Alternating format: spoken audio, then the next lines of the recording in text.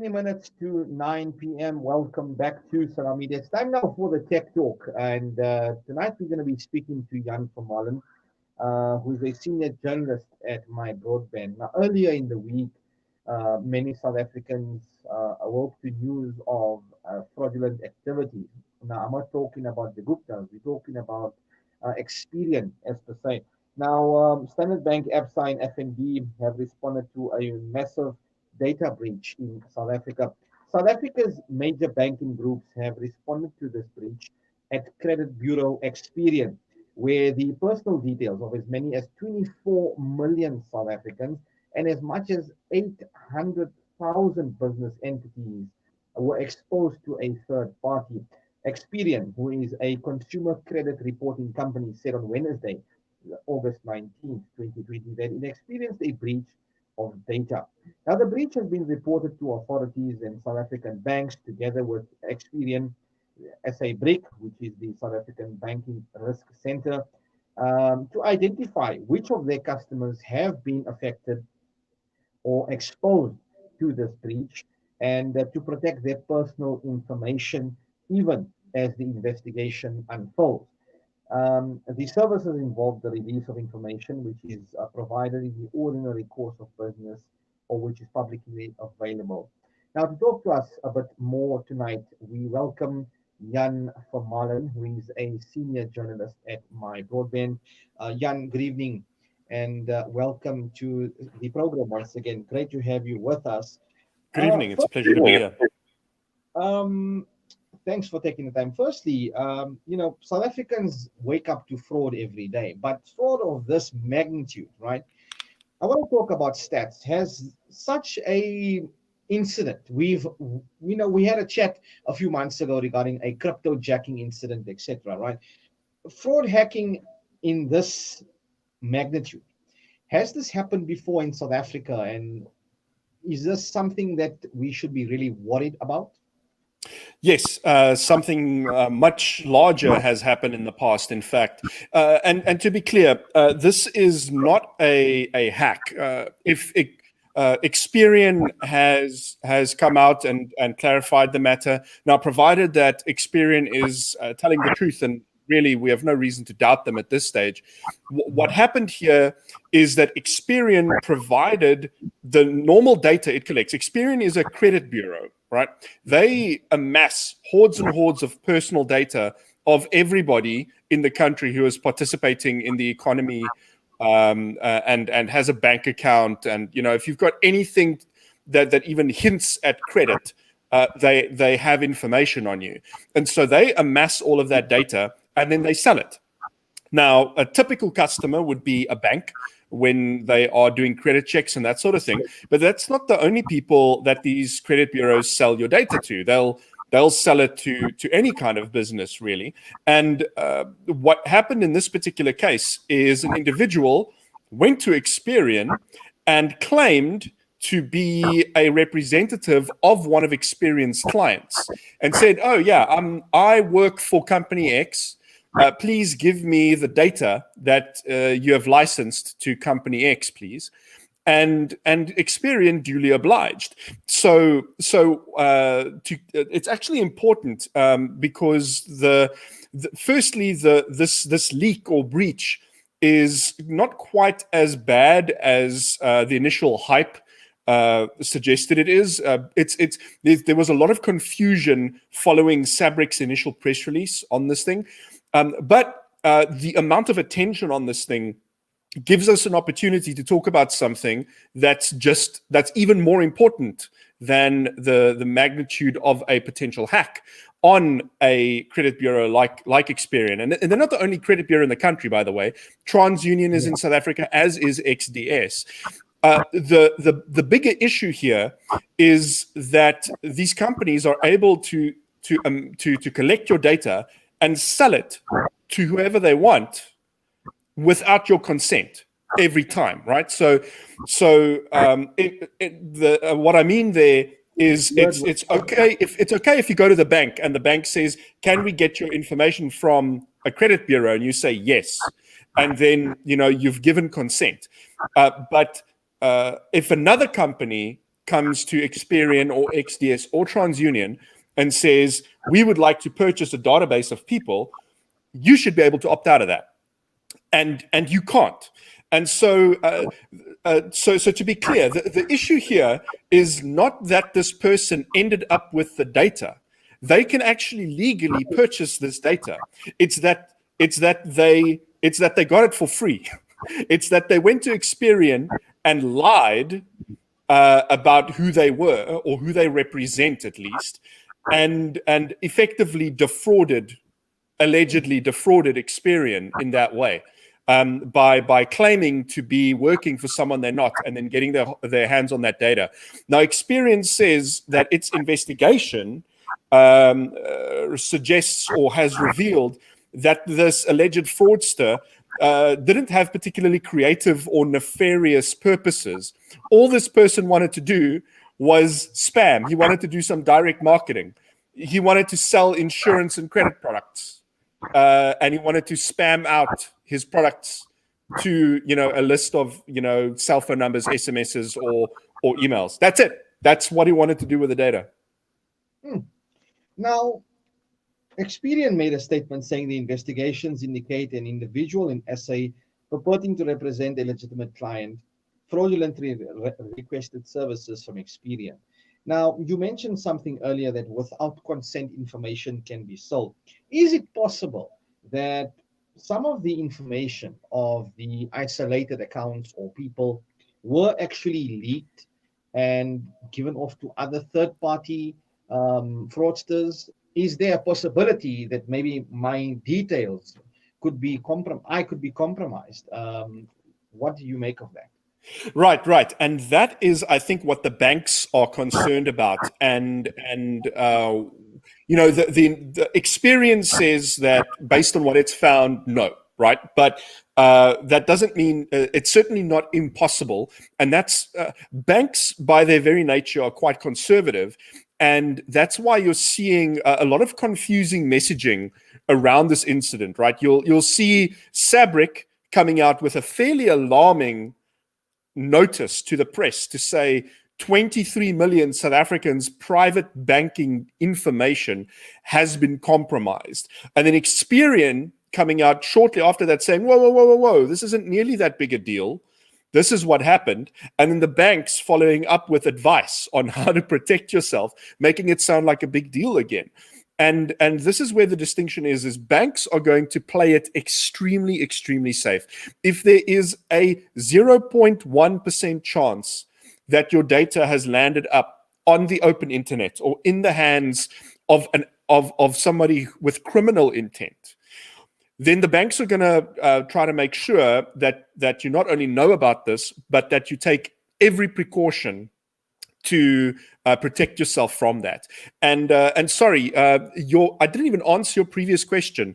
I just remembered you asked if there was an incident as big as this ever before in South African history. Yes, a couple of years ago, there's an incident that we now call the Master Deeds leak, where a real estate company, a property agency, had put a database exactly like this on an open web server for anybody to download.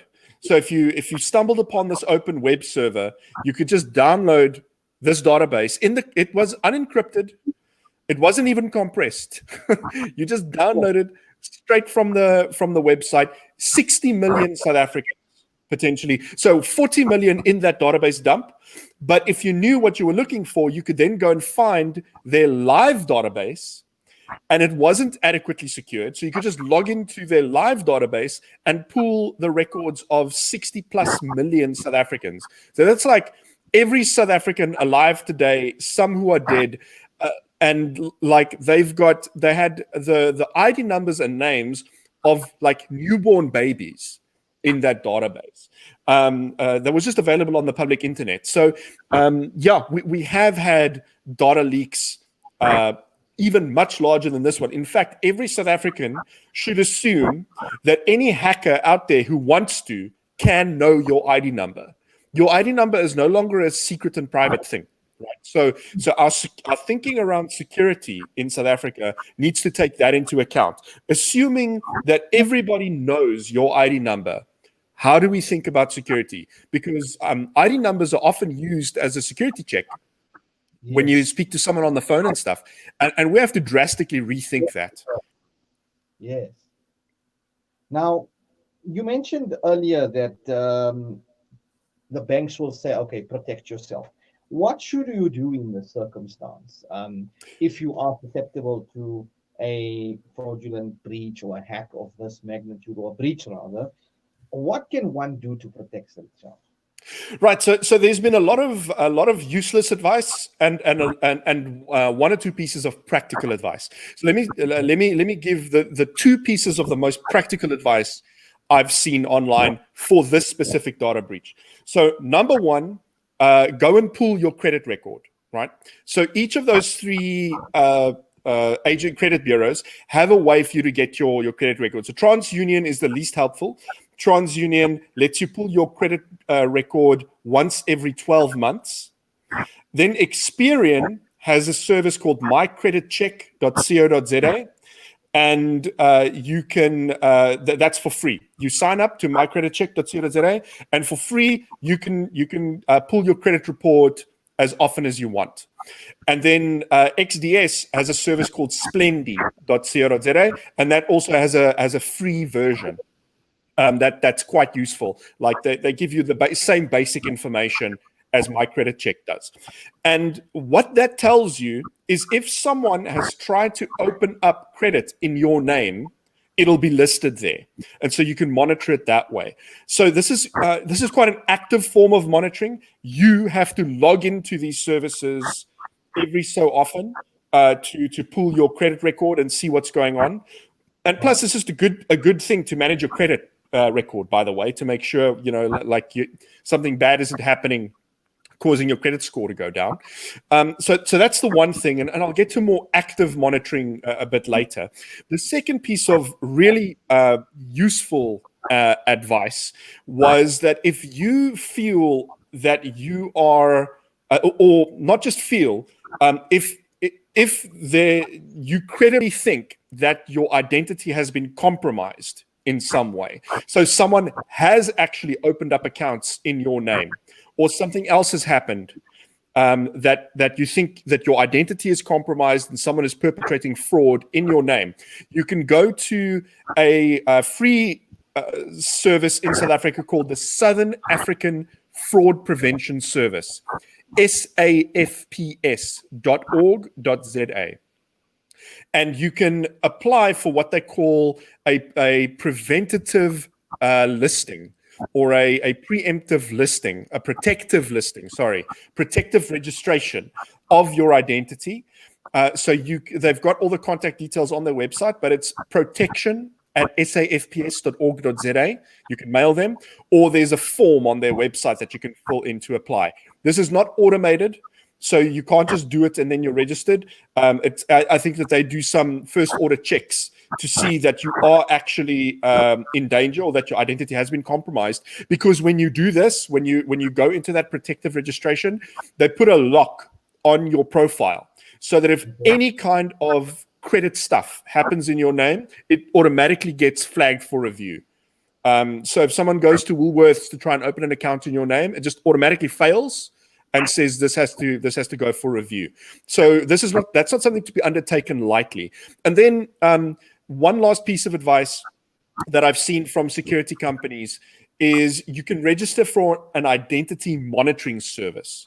TransUnion offers one of these that costs 100 Rand a month, or you can pay upfront a certain amount for life. I think, 1 year for 800 Rand. And that comes with SMS and email alerts. If something happens on your profile, they notify you.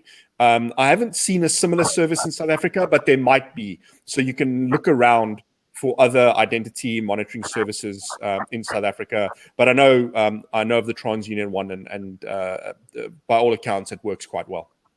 For those who've just tuned in, I'm in conversation with Jan Vermulan, and we're talking about the recent breach at Credit Bureau Experian. And Jan just shared with us, I asked a very important question, how to protect oneself. And he mentioned, obviously, a credit record, go on to mycreditcheck.coza or XDS has got splendid.co.za. And if you feel you have been compromised, go on to the Southern African Fraud Prevention Service website, or you can apply for preventative registration as well. And also you can look at an identity monitoring service. Now, Jan, EPSA has isolated the impacted accounts, and they made a statement saying, following notification by Experian, in conjunction with SABRIC and Experian, EPSA has proactively taken risk mitigation steps. To this end, they've isolated, amongst others, impacted accounts to ensure that the matter is dealt with properly and comprehensively. Now, this brings a question that I'd like to ask about, because Standard Bank have confirmed that they were aware Experian is investigating the external credit bureau incident, and they have proactively stepped up their authentication process for fraud prevention and detection strategies. What would the banks be doing now to step up their authentication? Surely we know we are 4IR, it's 2020, we've come a long way since 2010, things have changed. Surely they should have had this backed up and done prior to this kind of incident. Don't just wait for something to happen. What do you think they have done, and what could they have done to prevent such a incident? So this is completely out of the bank's hands. This is the custodian of this data is the credit bureau. And so if the credit bureau hands over this data to someone who shouldn't have it, then there is very little the banks can do about it. In fact, the credit bureaus enjoy a kind of protected status in South Africa because of the way our legislation and regulations are set up. When you go in to apply for credit, the banks have to check that against a credit agency to make sure that you can afford the credit. Now, this is generally a good thing, but firstly, POPIA, which is meant to protect the Protection of Personal Information Act, that's meant to protect our personal information from stuff like this happening.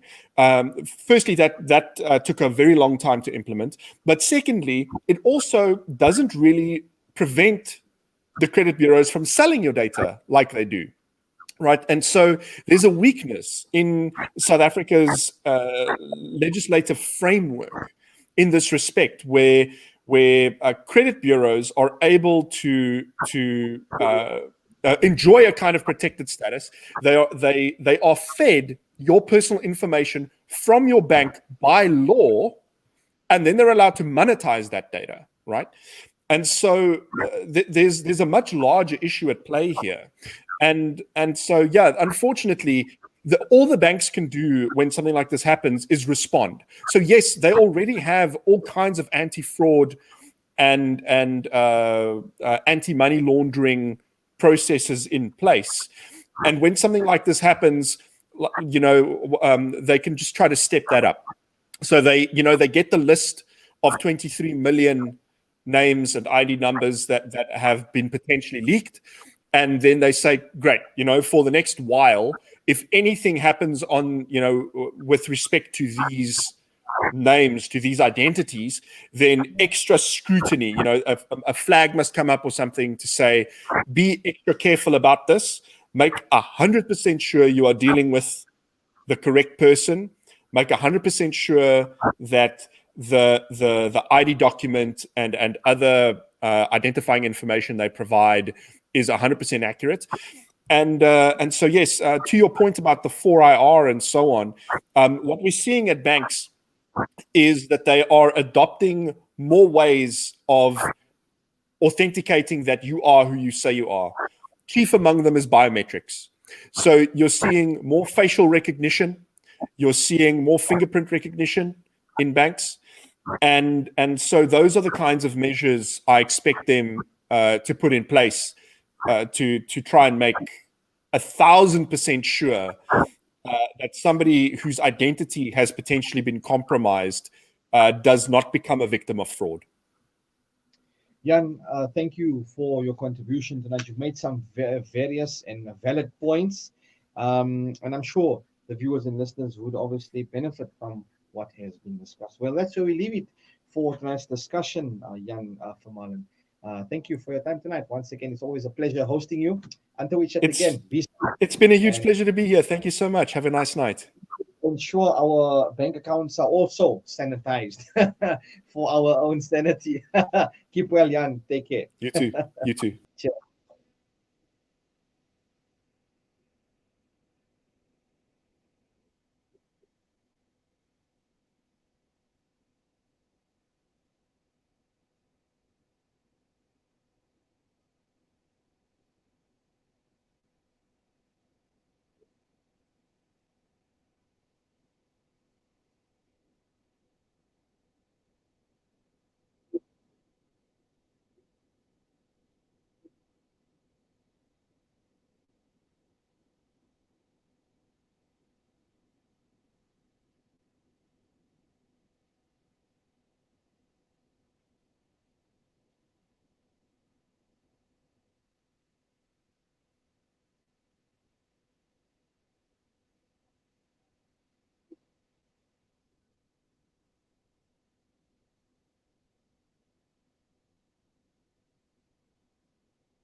Our guests and you as well. Hoping you all in good spirits. And that's where we depart tonight. Until next week, same time, same place. Have an awesome weekend. Keep safe and take care. Assalamu alaikum.